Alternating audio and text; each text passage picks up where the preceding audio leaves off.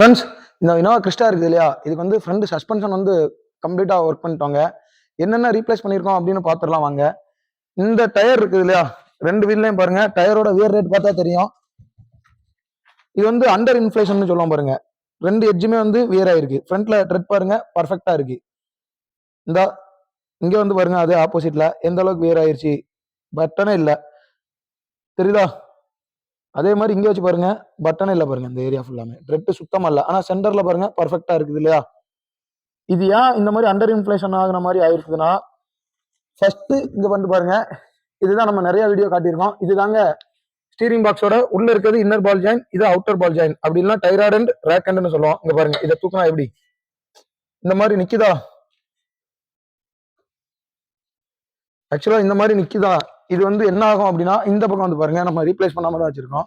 உங்களுக்கு தெரியணுன்றதுக்காக இங்க பாருங்க.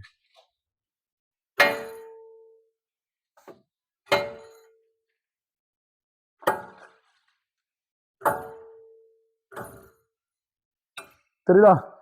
இந்த பால் ஜாயின் இருக்கு பாருங்க, இதுக்குள்ள இது வந்து கம்ப்ளீட்டா போயிருச்சுங்க. இதுதான் ஸ்டீரிங் ரேக். இது ஒரு ரேக் அண்ட் பினியன் மெக்கானிசம் தான். இது ஹைட்ராலிக் பவர் ஸ்டீரிங்.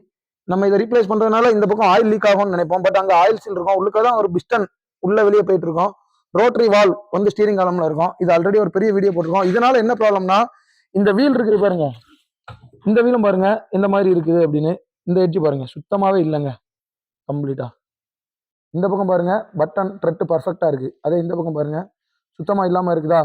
இந்த வீல் ரன்னிங்ல போகும்போது அது வீக்கா இருக்கனால இந்த மாதிரி அப்படி ஸ்ட்ரெயிட்டா இருக்காதுங்க. அதோட ட்ராக்ஷன் பாத்தீங்க அப்படின்னீங்கன்னா இந்த மாதிரி இருக்குங்க. ட்ராக்ஷன் வீல் வந்து ஸ்ட்ரெயிட்டா தான் போகும். பட் இந்த மாதிரி போய்கிட்டே இருக்கனாலதான் இந்த இடம் வந்து டயர் வந்து அதிகமா ட்ராக்ஷன் கொடுக்கறனால வியர் ஆகிறது.